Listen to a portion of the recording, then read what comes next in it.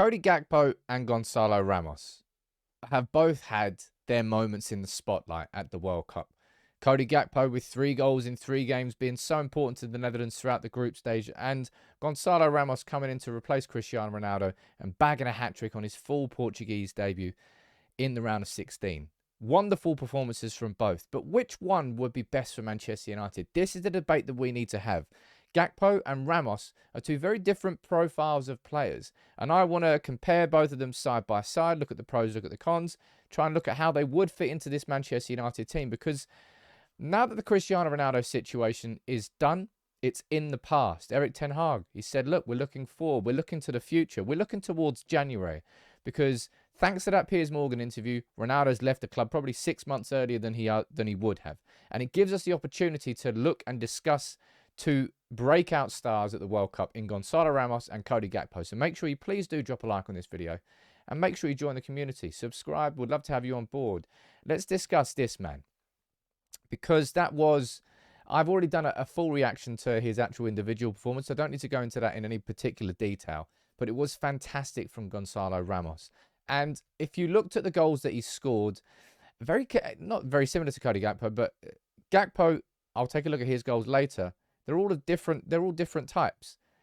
And it's exactly the same sort of conversation you can apply to the goals that Gonzalo Ramos scored. This one here, first on his left foot, the goalkeeper wasn't expecting it. I don't think the defender was particularly expecting it. He took it early and fired it. Absolute thunderbastard of a strike right into the top postage stamp. No goalkeeper in any planet is going to be saving that. And the second goal was a real poacher's finish. Knocking in Diogo Dalot's quick cross to the front post, a great darting run to the front post, the sort of runs that you would want and expect a good striker to make. And he made it, and he buried it. And the third goal that he scored was just a lovely, he was put through, had time to think about his finish, just dinked it over the onrushing goalkeeper.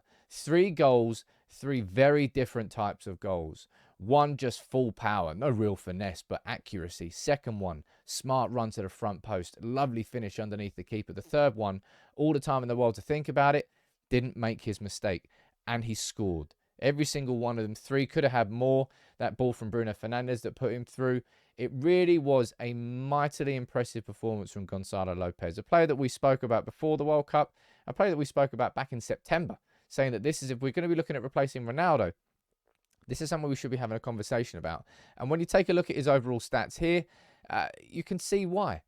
In terms of non-penalty goals, the top 3 percentile compared to any striker in the last 365 days in European top 5 leagues. Non-penalty expected goals and assists, top 5%. Non-penalty expected goals, top 2%. Look, of course, there's areas to improve in his game, and I'll be doing this and comparing it to Cody Gakpo. But Gonzalo Ramos is a proper striker, and that's the one thing I would say to consider here when we compare these 2 players side by side. Gonzalo Ramos, this is where the debate is, I think, among United fans about what we need. Do we need a goal scorer, or do we need a goal scorer who is a number 9? And that's where Gonzalo Ramos ticks a box that Cody Gakpo, quite simply put, doesn't. Gonzalo Ramos here, you can see the positions he played during his career. Centre forward there, 56 appearances.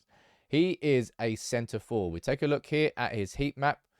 And this is his heat map from the World Cup, which is kind of irrelevant because he hasn't had that much game time. But take a look here at his heat map this season for Benfica. Look at that. He operates inside the box. I can zoom in on that for you so you can see it in a little bit more detail. But in 11 games there, he scored 9 goals. And look at where he's done it. He is a fox in the box, a poacher, no matter what you want to call it. He's somebody who lives inside the penalty area, somebody who thrives in that environment, and somebody who showed against Switzerland that he can step up to a bigger stage than no offense to Benfica in Portugal and the Portuguese league, but that's just kind of what it is. A step up to the Premier League or the Liga or the Bundesliga would be a step up, and he's done it on the biggest of stages, and also whilst replacing Ronaldo. So the narrative was fierce and the pressure was strong on a 21-year-old who hadn't made his full World Cup debut for Portugal yet, and he goes and does that and scores a hat-trick of 3 such quality different types of goals. He is a striker. He plays in the box. His stats are impressive.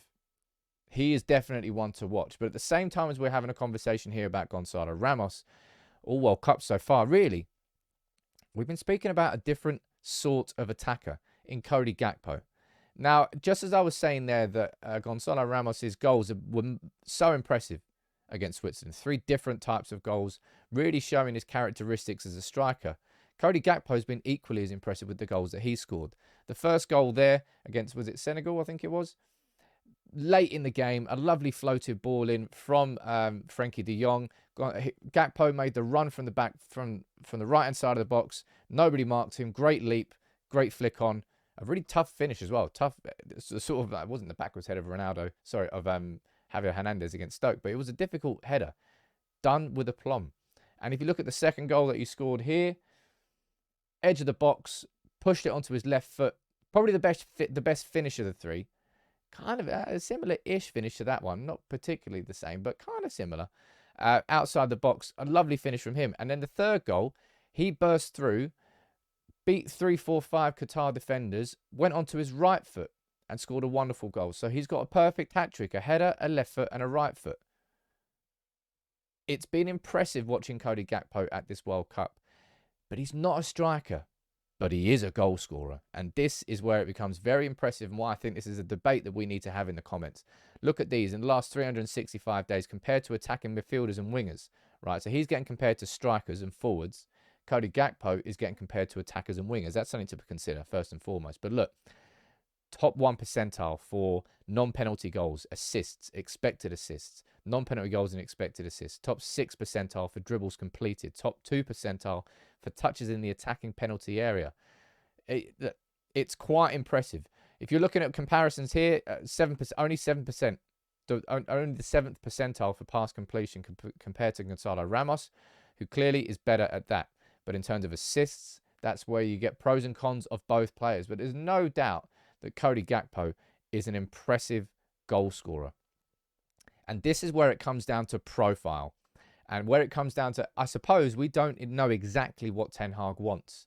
But why you can't rule out either of them. Because Cody Gakpo, yeah, if you look at his profile and you look at where he plays, you know where he plays. He plays out on the left wing. The overwhelming majority of his games have come from the left wing there. If we go back to Gonzalo Ramos and we compare, we can see full well that he is somebody who just operates through the middle. So it all depends on what you think Manchester United are going to need and want.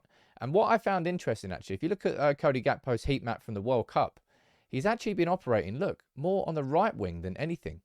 And that's because of Memphis Depay coming in, who's playing a bit more central. Cody Gakpo's dropped out to the right-hand side. But we take a look at his heat map for PSV, and, well, you can see where he plays for PSV. Let's zoom in on that a little bit. He plays there, on the left flank. But he's played very much so on the right-hand side for Holland, for the Netherlands, rather than the left-hand side, which I find as an interesting comparison. Now, from a price perspective, I don't really think the conversation matters that much, if I'm being completely honest, right? Because Cody Gakpo might well be 75 million euros. I'm seeing reports, unconfirmed at this point in time, that Gonzalo Ramos has got a 100 million euro release clause. Let's wait for any sort of confirmation on that before we say that's completely true. But both of them are going to be expensive. So it's not a case of price. It's a case of profile. It's a case of which one fits inside this team more so. Because if we're talking about purely from a traditional perspective, Gonzalo Ramos going in there, he operates as your number 9. He stays inside this area. He makes that his home. He goes up and down in vertical lines. He rarely has to move out to the wing. Out to the wing, it means that Rashford or Garnacho or Anthony or whoever's playing on the right wing, they know full well that they can expect Ramos to be on the end of every single cross. He'll operate inside this area. Whereas, if Cody Gakpo was to be signed and we brought him here, that's not the we would have a different style of play. We would, because Cody Gakpo is somebody who would move, who would drift, who would come into these left or right flanks, because that's kind of where he plays. He's not somebody who would operate purely as a number 9. He might drop down and be more of a false 9.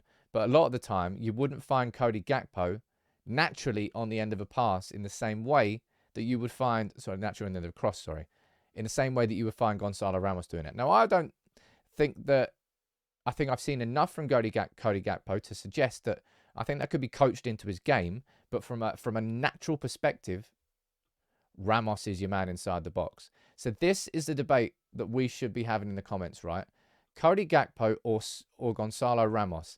And I'm speaking from a profile perspective. I'm saying, look, one of them you've got who's naturally we can show here with stats. He plays through the middle. He is a centre forward. The other one, he's a left winger, but he's a goal scorer. Both of them are goal scorers. So that's the most important thing to understand. They would both bring goals to Manchester United, and that's what we need. It's what Erik Ten Hag needs. After the Ronaldo situation, it's done and dusted. Ten Hag was asked about it before the game against Cadiz tonight. It's in the past. Let's move forward. So in the conversation of moving forward, we need to find somebody who can play like Martial can play. But maybe somebody like Gonzalo Ramos, who is a different profile to that, who is properly a number 9, rather than somebody who would play more in a fluid attacking front three. And that's what I want you to answer in the comments. What do you think Ten Hag's going for?